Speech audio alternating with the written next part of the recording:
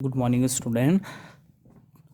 Today we have discussed about discounted cash flow, DCF method. DCF method क्या होता है? Let's see, अगर आपको अभी DCF मेथड आपको समझ में आ गया है तो आपकी बाकी जो टेक्निक्स है वो आप इजीली उनको कर सकते हो। लेट्स सी, मैं एक एग्जांपल से इसको बताता हूँ कि अगर आपका कोई फ्रेंड आपको 1 करोड़ रुपए आपको उधार लेता है 1 साल के लिए, 1 ईयर के लिए, कोई आपका फ्रेंड आपसे पैसा उधार लेता है, तो एट अ प्रेजेंट टाइम आपकी जो कॉस्ट ऑफ कैपिटल है, आपकी जो वैल्यू है वो भी ज़्यादा है, आपकी कॉस्ट ज़्यादा है, आपकी परचेजिंग पावर मनी ज़्यादा है अकॉर्डिंग टू आज की डेट में। और आफ्टर 1 ईयर वह पैसा आपको सेम ही देगा। तो ऑल अबाउट चैप्टर किस पे बेस्ड है? डिस्काउंटेड कैश फ्लो पे बेस्ड है। ठीक है, तो इसमें जो टेक्निक होती है डिस्काउंटिंग कैश फ्लो में, वो आपके 5 टेक्निक होती हैं। First one is SPP, simple payback period. Second होती है आपकी NPV, net present value. Third होती है आपकी profitability index.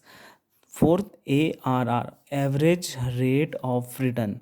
And last one is IRR, internal rate of return.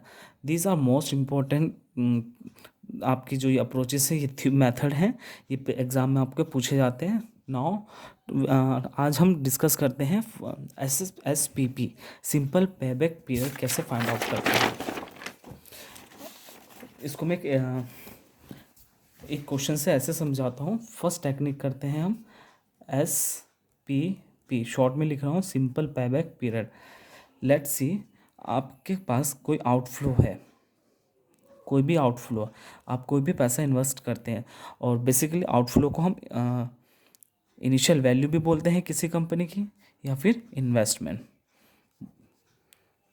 Outflow को ही हम इनिशियल वैल्यू, इन्वेस्टमेंट वैल्यू भी बोलते हैं। लेट्स सी, टुडे आपके पास जो आउटफ्लो है वो है 2 लाख रुपए। आपके पास 2 लाख रुपए है आज की डेट में, और आपको ईयर्स दिए गए हैं 5 ईयर्स के लिए। आपका प्लान है 5 ईयर के लिए, आपको कोई प्लान है, जैसे कि 1, 2, 3, 4, 5 ईयर के लिए प्लान है। आपको क्वेश्चन में इनफ्लो गिवन होता है, तो मैं इनफ्लो लिख लेता हूँ। कुछ भी इनफ्लो ले लो आप, मैं आपको अभी वर्बली ऐसे समझा रहा हूँ, क्वेश्चन नहीं है। लाइक आपको कोई 50,000 दिया है इनफ्लो, देन सेकेंड ईयर आपके 40,000 है, थर्ड ईयर में 60,000, fourth year 80,000, then fifth year में 50,000। अगेन ये क्वेश्चन में गिवन होता है ईयर्स एंड इनफ्लो। एक सिंपल बिल्कुल मेथड होता है कि अगर आपने कंपनी में आउटफ्लो है, आपका कंपनी में आपने 2 लाख रुपए इन्वेस्ट किया है, तो ऑब्वियसली बात है, आप इस 2 लाख रुपए इन्वेस्ट किया है तो आप उससे ज़्यादा ही आप एक्सेप्ट करते हो कि अमाउंट आपके पास प्रॉफिट आपका गेन हो। ठीक है, तो वही सिंपल पेबैक पीरियड है कि आपने जितना प्रॉफिट आपने लगाया उस पर कुछ तो प्रॉफिट आपको गेन होना है। तो नेक्स्ट स्टेप जो होता है उसमें हम कैलकुलेट करते हैं CF मीन्स होता है कम्युनिकेटिव फ्रीक्वेंसी। तो आई थिंक आपने मैथ्स में पढ़ा है, आपने स्टैटिक्स में पढ़ा है कि CF कैसे कैलकुलेट करते हैं। First digit as it is ऐसी रहती है 50,000। 50 में 40 ऐड करते हैं, सेकेंड ईयर ऐड करते हैं, तो 50 और 40 हो जाता है आपका 90,000। 90 में 60,000 ऐड करते हैं तो 1,50,000 हो जाता है। 1,50,000 में 80,000 ऐड करेंगे तो 2,30,000।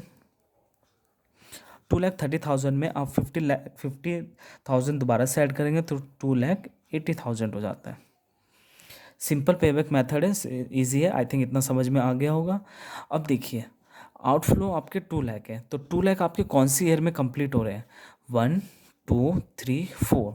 4 ईयर में आपके क्या है, कंप्लीट हो रहे हैं, लेकिन 4 ईयर से भी ज़्यादा भी लग रहा है। ठीक है, तो 3 और 4 ईयर में आपकी क्या हो रहा है, 2 लाख रुपए आपके कवर हो रहे हैं। तो इसको सिंपल पेबैक पीरियड कैसे कैलकुलेट करते हैं? Simple payback period equals to 1, 2, 3 year तो आपके कंप्लीट लग रहे हैं, प्लस 4 ईयर आपका हाफ लग रहा है, क्योंकि 1,50,000 3 ईयर में लग रहे हैं, लेकिन आपका आउटफ्लो 2 लाख है, तो 2 लाख आपका 4th ईयर में कंप्लीट हो रहा है। तो इसको कैसे कैलकुलेट करते हैं? इसको हम यहाँ पे जितना भी आपका आउटफ्लो है, आउटफ्लो आपका कितना है, 2 लाख माइनस करते हैं थर्ड ईयर, जितना आपका थर्ड ईयर की वैल्यू है 1,50,000 डिवाइडेड बाय आपका जितनी भी आपका फोर्थ ईयर है 2,30,000, इसका डिफरेंस लेते हैं माइनस 1,50,000। इन दोनों का डिफरेंस लेना होता है, तो simple payback period equal to 3 year plus 2 lakh में से 1,50,000 माइनस करता हूँ तो मेरा कितना बचता है, मेरा 50,000 डिवाइडेड बाय 2,30,000 में से 1,50,000 को लेस करता हूँ तो 80,000 लेस होता है इक्वल्स टू 3 ईयर प्लस, इसको मैं अगर डिवाइड करता हूँ 50,000 को 80,000 से डिवाइड करता हूँ तो ये मेरा आ जाता है 0.625, और 0.625 में 3 ईयर ऐड करूँगा तो 3.625 मेरा ईयर्स ये मेरा कैलकुलेट हो जाता है सिंपल पे बैक पीरियड। ये मेरा आंसर निकल जाता है। आई थिंक आपको समझ में आ गया होगा किस तरीके से मैंने कैलकुलेट किया है। ठीक है, ईयर है, इनफ्लो गिवन है, CF निकालना होता है। CF कैसे निकलते हैं, first value as it is रहती है, देन उसमें हम सेकंड वन ऐड करते रहते हैं। 50 में 40 तो 90,000, 90 में 60 1,50,000, 1,50,000 में 80 ऐड किया तो 2,30,000, 2,30,000 में 50,000 ऐड किया तो 2,80,000। थर्ड ईयर में तो कंप्लीट हो रहा है मेरा पूरा 1,50,000, लेकिन फोर्थ ईयर भी मेरा हाफ लग रहा है मेरा अमाउंट कवर होने में, तो थर्ड ईयर मैंने एज इट इज ऐसे लिखा। देन इनका डिफरेंस लेना होता है, जितने भी आपका आउटफ्लो होता है उसमें से हम 1,50,000 माइनस कर देते हैं जो आपका कंप्लीट ईयर हो गया, देन डिवाइडेड बाय नेक्स्ट वैसे ही 2,30,000 डिफरेंस बिटवीन 1,50,000, इनको लेस किया तो 50,000, नीचे वाले को लेस किया तो 80, देन 80 को डिवाइड 50 को डिवाइड किया 80,000 से तो 0.625, 3 ईयर्स में ऐड किया तो 3.625। ये मेरा कैलकुलेट हो गया है। आज हम एक ही मेथड करते हैं, सिंपल पेबैक मेथड, इसके बाद हम नेक्स्ट मेथड करेंगे। आई थिंक आपको ये चीज़ समझ में आ गई होगी, और कोई डाउट है तो आप मुझे कमेंट करके पूछ सकते हैं।